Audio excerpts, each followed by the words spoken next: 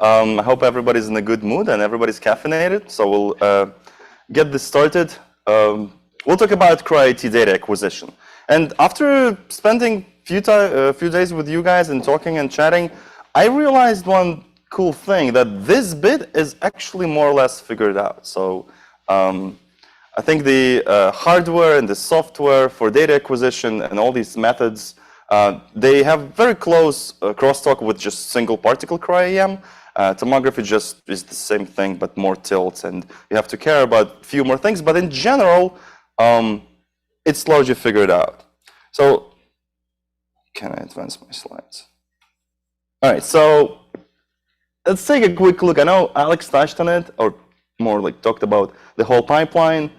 But for most of us, I guess, unless it's a purified sample, it will start within the cells. And that's what we do here at Insitu, and that's the goal of the National Center. We go inside the cell, so you grew some cells on a plate or in a suspension culture, and then you need to go through tomography pipeline that it seems to be looking something like that. And then after you do all of this stuff, you get your beautiful map. I don't know what this is. This is one of the latest EMDB depositions for tomography. So it looks amazing, and you're very happy, and you write a paper, you defend your thesis, or your first author. So yeah, the whole pipeline is complex, but let's simplify it a little bit. It looks probably more like that, so more simple, with each node sort of presenting what things you have to care about. Let's put labels on them. So there are a lot, right? There's this, how to prepare your sample roughly on the left side, and you do your FIB, you do your confocal studies. Then in the middle, you care about the microscope setups, and you move further to the right, and then you start worrying about other problems, like do you want to segment, how to pick particles, initial model, and all the way to the right. And what I'm trying to show here is there's a lot of crosstalk. So at the very end with refinement, sometimes you have to go back and worry about how you did your HPF. And as I was just telling the story about the ribosome that we high pressure froze 70S ribosome, processed the whole thing in single particle way, but we went through most of this pipeline and we realized it's a 50S at the very end. So something went wrong at the very, very first step, and now we have to do a bunch of tests. What's going on? Maybe HPF is actually destroying. And that's something very interesting. We have a great discussion this morning. Anyway, so that's the pipeline, and here we're going to focus mostly on this. And as I was saying, it's largely figured out. So you have to worry about dose and about CTF that shows up and tilt scheme, but there is a certain set of parameters now that we kind of all agree on. Some of them are just classical from back in the day, like 3-degree tilt. Some of them are more new, like how to collect your data and so on. But it's a lot of this will go on the shoulders of your microscopist or your facility manager or your national center to help you set up the microscope and set up the parameters. So before you click this button, which is, you all might know, this is in serial EM where you're ready to acquire all of your stuff, you have to set up a bunch of parameters. So I arbitrarily split them into two halves. So we have scope settings, which is voltage, energy filter, magnification, dose, and beam size. And this will be what you're going to set up in the beginning of your session.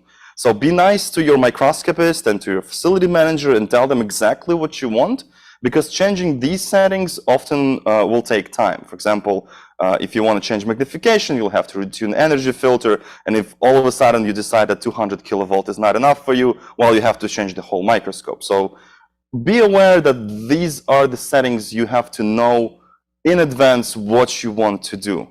And some settings like beam size, for example, well, you don't have much control, but you say if you want to collect all of your lamella side to side, you know you need a fringe-free scope. Like there is no way around it. You cannot deal with a normal illumination mode.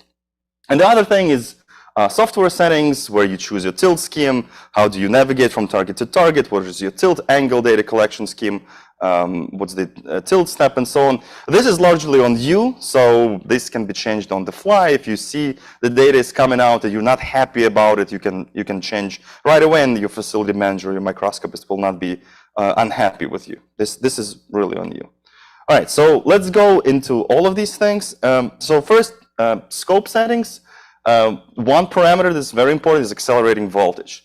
And although people now talking about doing low voltage tomography at 200 kilovolt, maybe even lower, the general thought is that we need to use a 300 kilovolt scopes, which are available, and we all them use for single particle. And one of the important things why 300 kilovolt is better is because you can look at thicker samples. So I got this from ChatGPT. So 320 nanometers, the mean free path at 300 kilovolt, and 260 nanometers, the mean free path of electrons at 200 kilovolt.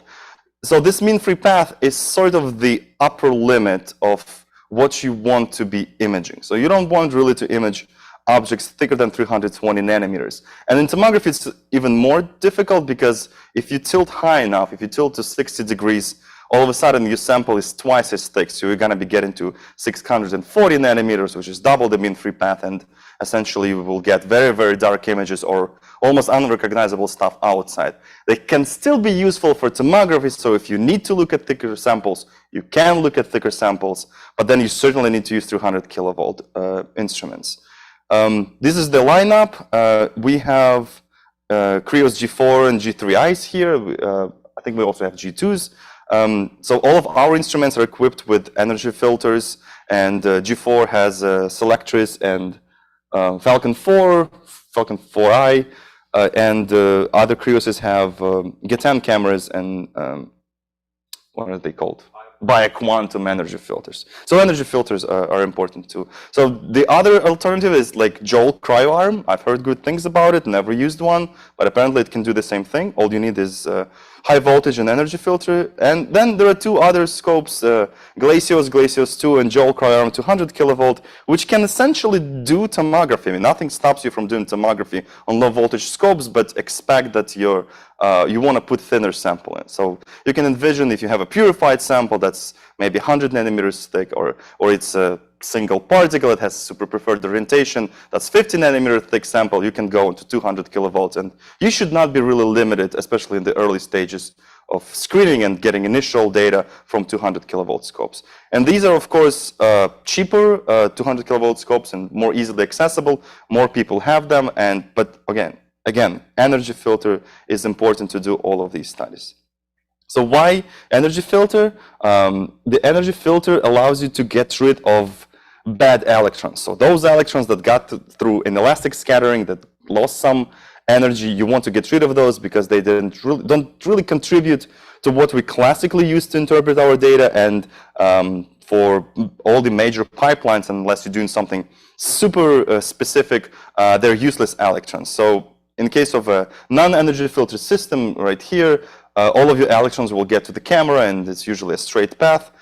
For energy filter, your good electrons, or the zero loss peak electrons, will be diverted to the camera, while all the others will be filtered out by the slit, by the energy filter. So precision of filtering, how well you filter your data, will depend on the width of your energy slit, and you can set it to very large energy slit, and so you can be in the situation where you have an energy filter, but your energy slit width is like 100 electron volts, and then you're really not filtering out much, and energy filter at this point is just one big aperture, which helps, but it's not filtering out everything you want. So in general, the narrower the energy filter slit, the better the contrast and less noisy the data. We use energy filter at all mags we can possibly use it. Even your low magnification images will benefit from any energy filtering. So if you can narrow the slit to 20 EV on low mag images, do that. Your images will look way better, and it will help with targeting.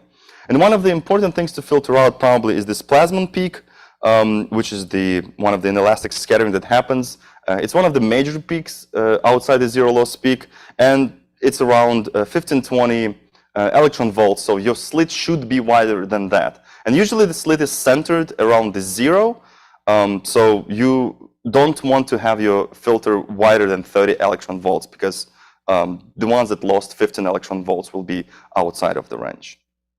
Okay, so that's energy filter. And of course, you need to have good camera, like it goes without saying. You need the direct electron detectors, K3s, Falcon 4s, and so on.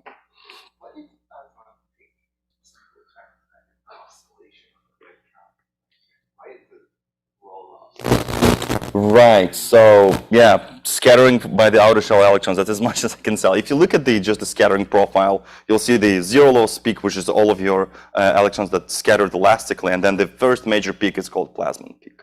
It actually can be useful. You can look at the Plassmann peak specifically to see to get an image of that produced by just those electrons, and I think it can be used to get ice thickness information and so on. So it's a useful peak, but for image processing, it's not very important.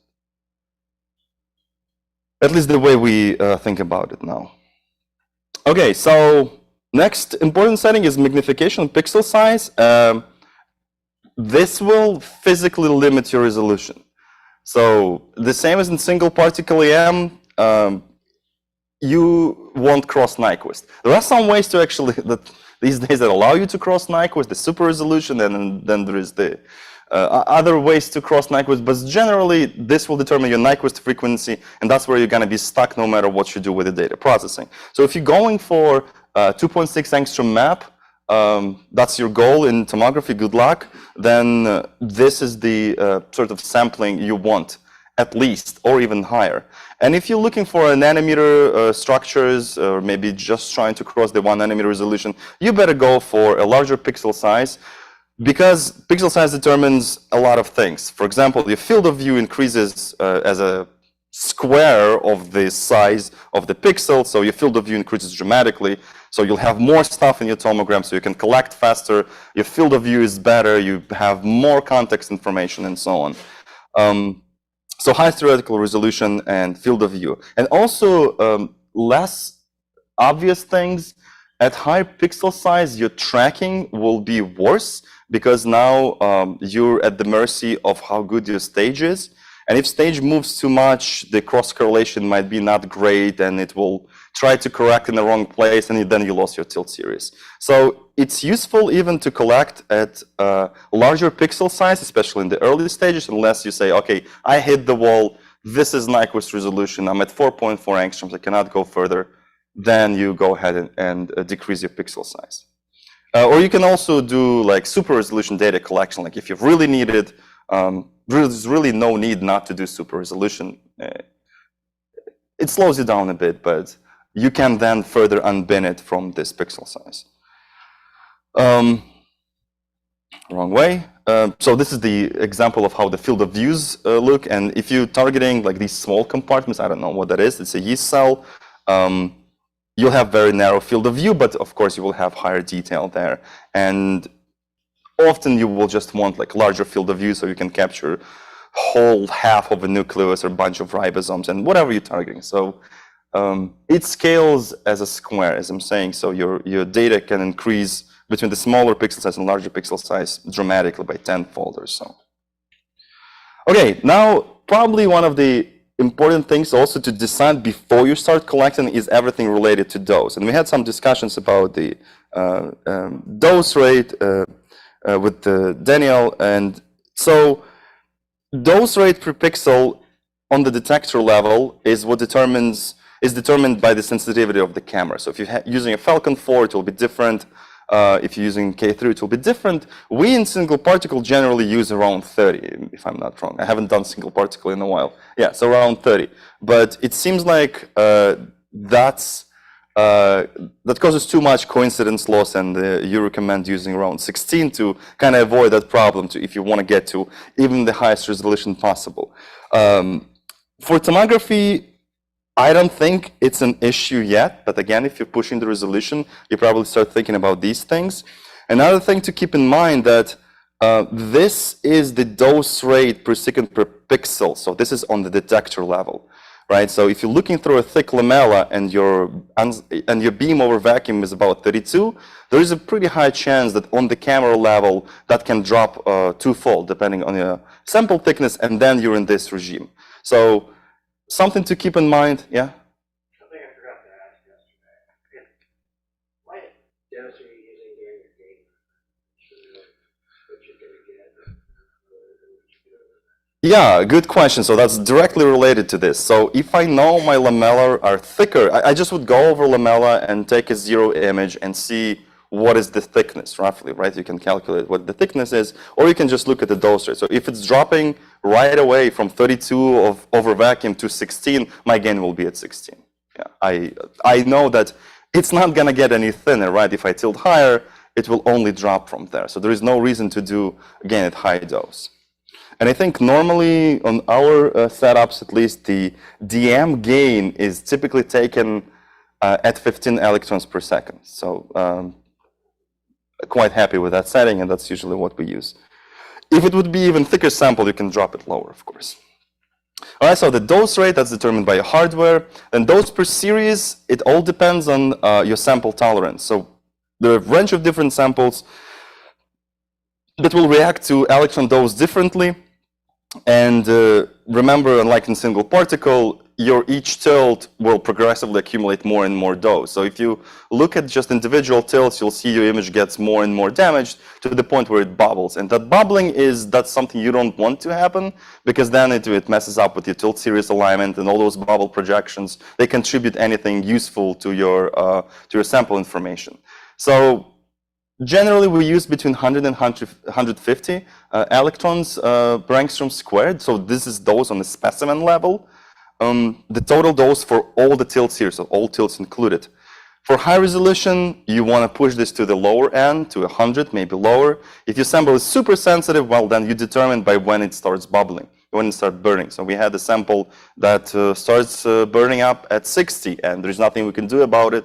So what we're doing, we're just going for very thin lamellas and trying to collect at much lower total dose, so we get some useful information out.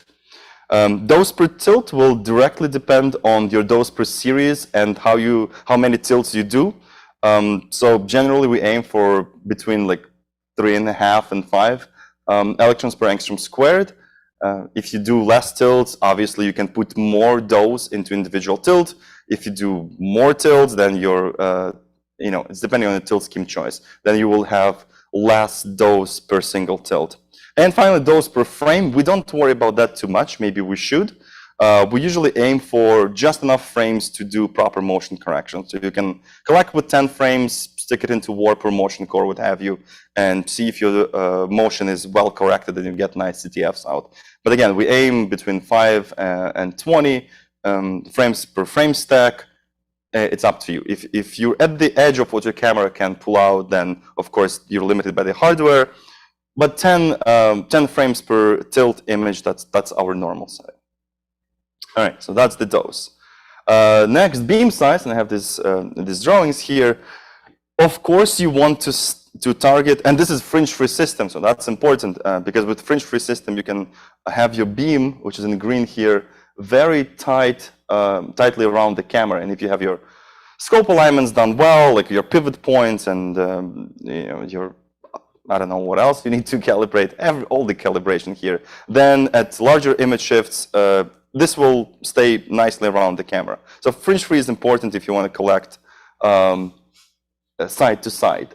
So you can put next image very closely, and a little bit of it will be damaged if you put it too closely, but you can essentially collect along the tilt axis the whole length. But if you go to higher tilts, you have to think about the beam being elongated, because now you kind of shining with your beam at an oblique angle, so the target's orthogonal to tilt axis from where you're targeting will be damaged more. So it's always damage is always an ellipse, and you can even like math it out. It depends on the on your tilt angle, but generally it will increase twofold orthogonal to tilt axis. So you have to target in Y direction a little bit more sparsely than in X direction.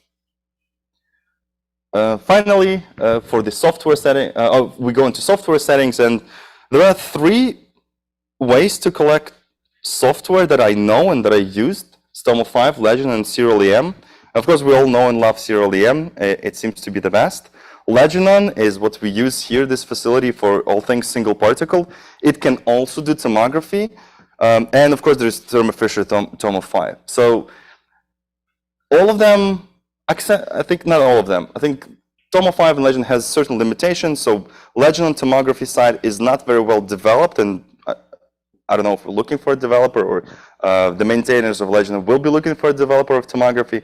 One of the key benefits of Legend, though, is it has a database. So you can, once you collect any image, all the metadata is now stored in database. You don't have to go scavenge for text files that are named in a weird way and who knows where you store them to get the metadata out. In Leginon, everything is tracked for you. And also Leginon, if you used it, you know there is a web viewer where from anywhere in the world you go to a website and you can see how your data collection is going, check all your tilt series, check your CTFs, and and even start basic processing. So Leginon is amazing in that.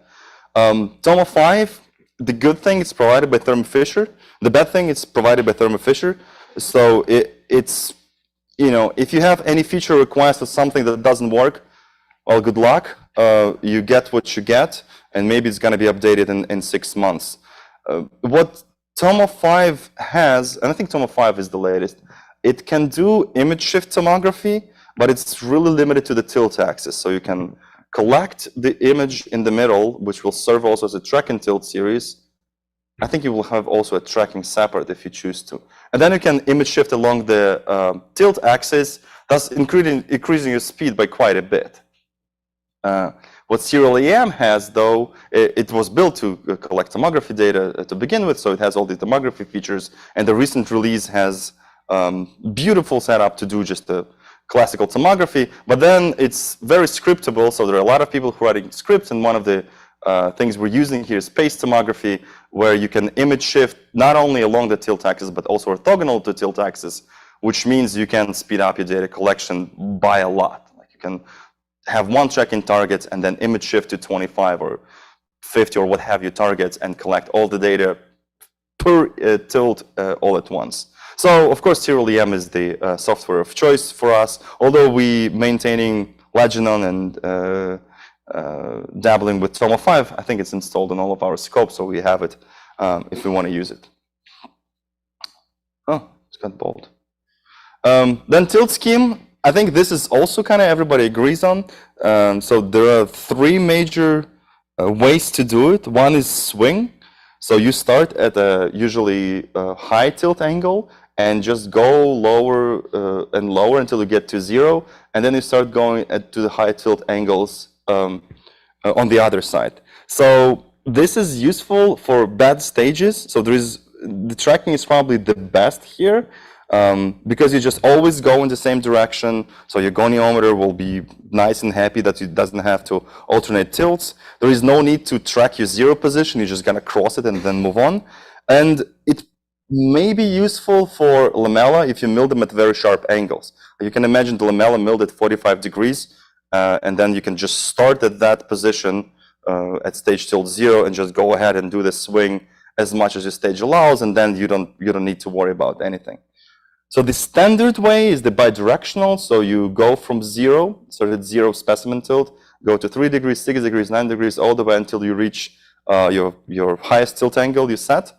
Then you have to go back to 0 again, and that's where sometimes things go wrong, because you have to re-navigate to the 0 and make sure the navigation was fine and it cross-correlate, it's where it should be, and it starts at the same Z height, same defocus and everything. So this 0 can be a little bit tricky, but then you go to the other side. So it's good tracking, good speed, slower than the swing, of course. It requires an anchor point to return to 0 properly, so make sure that's working fine.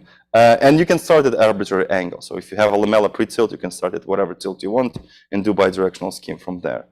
And then there is a subset of bidirectional, which is dose symmetric, where you also start at 0 and you go to higher tilt, you go to 3 degrees, 6 degrees, but then instead of going to 9 degrees, you go the other way and you go to the -3 and -6, and you go to the other way again, do again positive tilts and negative tilts, so you're alternating positive and negative tilts, and this is also known as Huggins scheme.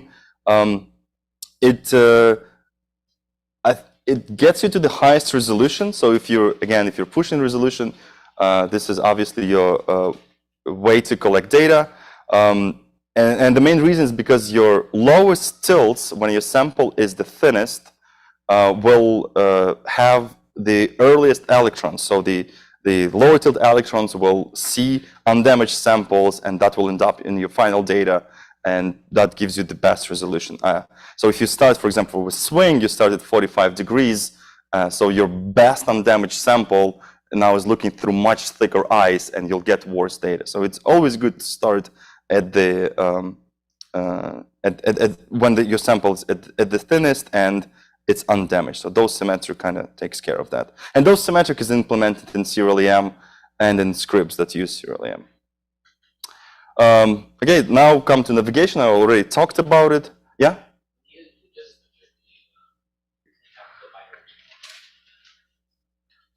Say it again.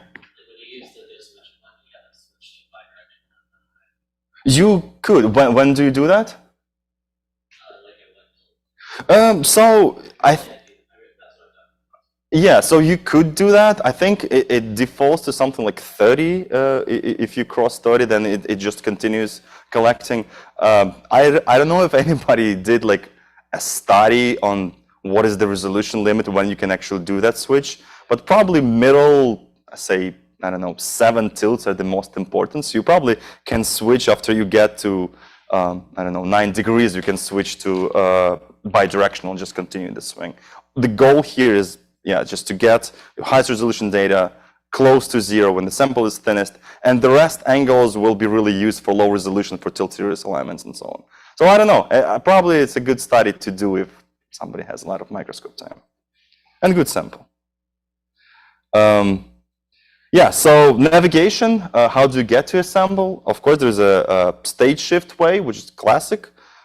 You record your tracking image, you adjust for tracking, you acquire target, you go to the next tilt angle, you do the same thing over and over, record, adjust, acquire, next tilt angle.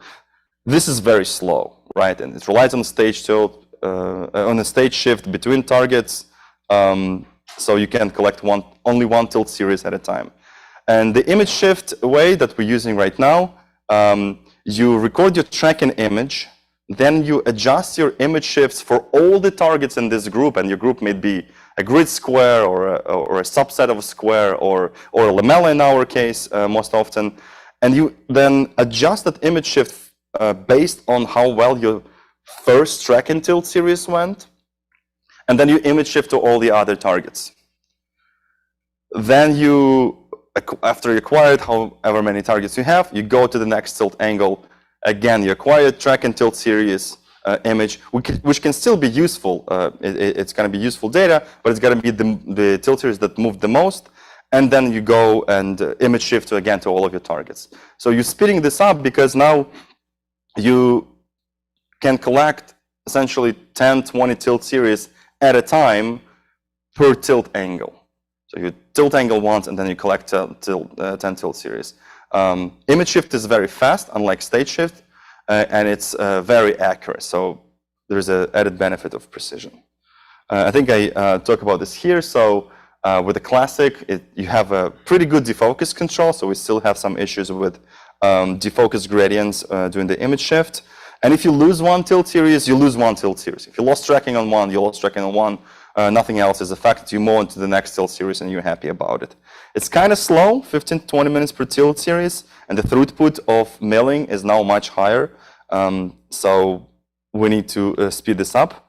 It's very inefficient in space use because for every target, you have to think about where you're going to be tracking. It's usually along the tilt axis next to it. Some areas can be inaccessible if you just have enough size to put your imaging, and you really want, because that's where all of your good targets will end up, in the places that are very tight and inaccessible. There is no way to place a track and tilt series, then you cannot collect there.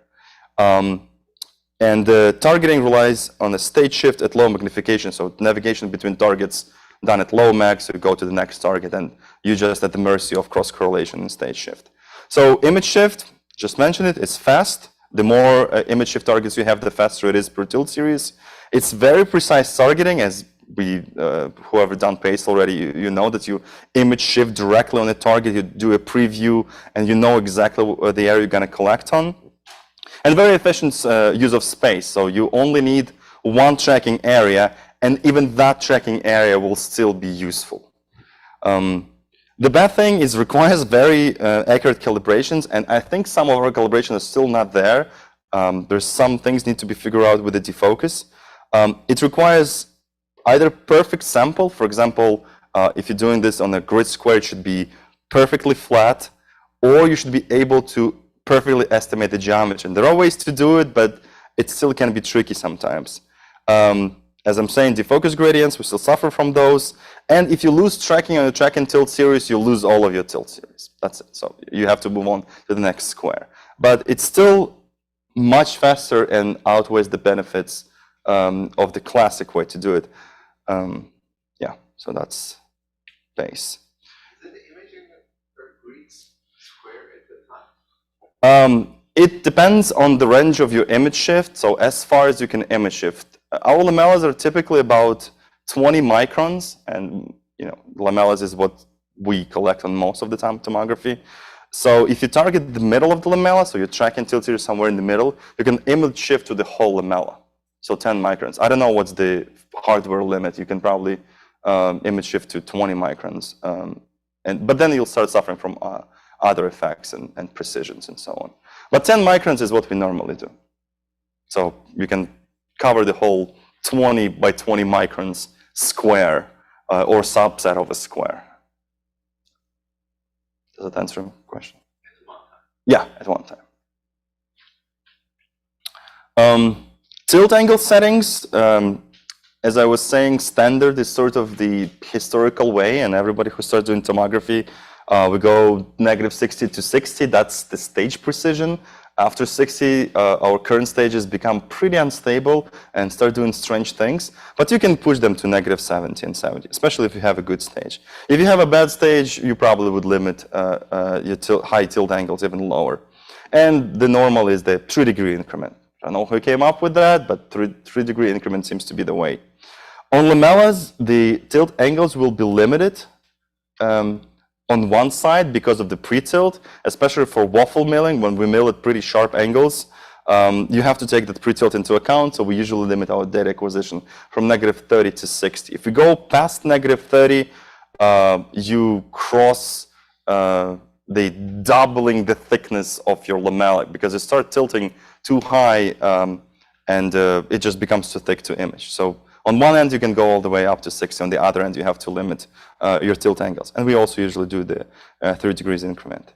And if you know you're going to get low resolution, there is really, or you're going for low resolution or for something that's very big, like nuclear pore complexes, for example, or you just want the general profile, how your mitochondria looks in your cells and so on, you can get away with a faster tilt scheme. So we did 5 degrees increment. As long as you can align your tilt series, you're good to go. So you don't need to stick to 3 degree, you can do a larger increment. One of the benefits of doing larger increments is that you can put higher dose for each tilt series, so you collect less tilts overall, and your images will be more contrasty. The downside is, of course, you'll have this missing information in between tilts.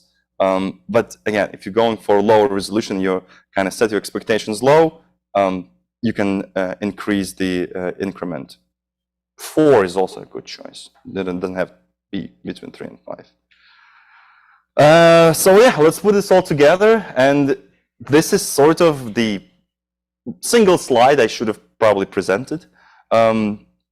So 300 kilovolt scope with fringe-free illumination, energy sleeve that can be set to around 15 electron volts, and camera 4K3 between 16 and 32 electrons per angstrom square per second. Objective apertures are also important. They just increase the contrast, getting rid of high angle scattering electrons. For software, Serial EM, we're using Serial EM 4.1 Beta 13 specifically. It seems to be talking nicely to PACE and all the PACE features for image shift tomography. Of course, those symmetric tilt scheme, because everybody is going to high resolution, even if they don't. And between 3 and 5 degree tilt increment. And of course, all the PACE scripts as a part of Serial EM data collection. Those between 100 and 150, 100 is good. If you just need more contrast, you go to higher dose with about 3 to 5 electrons dose per tilt, 10 frames per tilt, and pixel size, whatever you think limits your resolution. If you know you're not going to cross 1 nanometer, don't collect at 1 angstrom pixel size. It's just useless. And defocus, again, will be limited to the pixel size that you choose.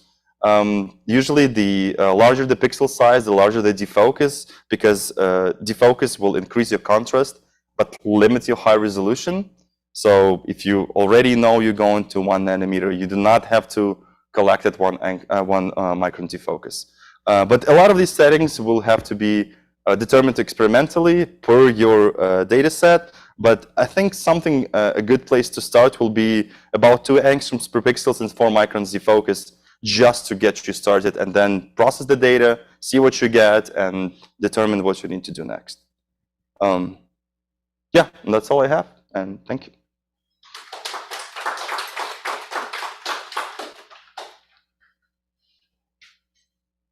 Questions?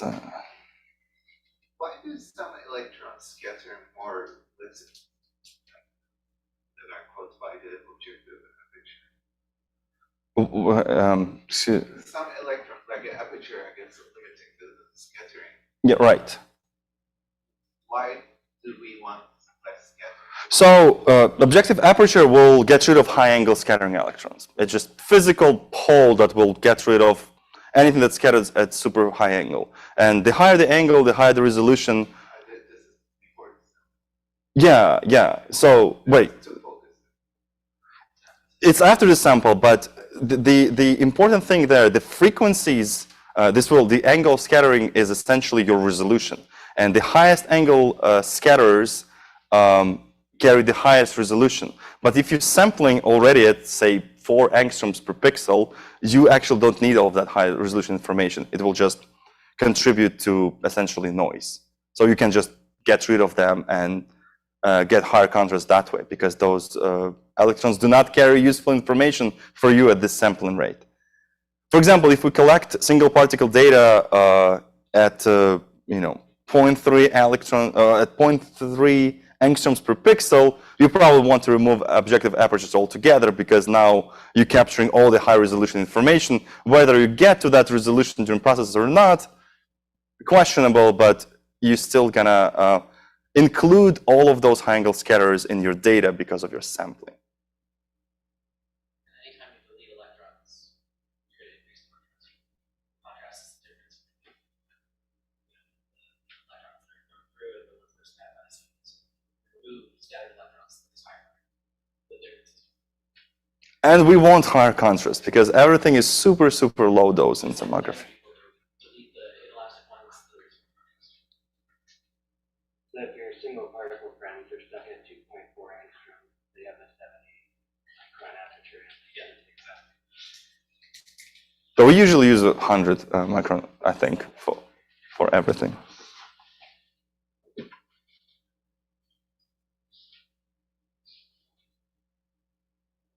All right, cool. As I said, this is pretty much more or less figured out, so everybody's happy. All right, I guess thank you, and we'll move on downstairs. Welcome to the round table. Yeah, for the round table? Yeah, we can go down. Yeah, downstairs is free, so I don't know. Grab coffees, cookies, and let's go downstairs. Thank you.